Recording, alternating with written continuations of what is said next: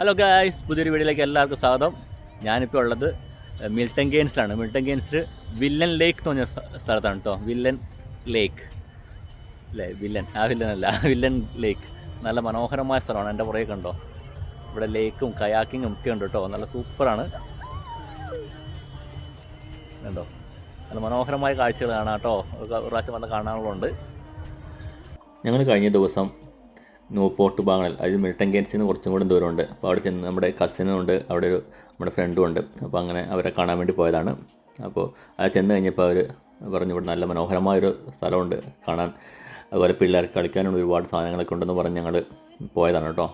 പോയപ്പോൾ മനസ്സിലായ സൂപ്പർ സ്ഥലമാണ് കേട്ടോ. പിള്ളേർക്ക് കളിക്കാനാണെങ്കിൽ ഒരുപാട് സാധനങ്ങളുണ്ട്.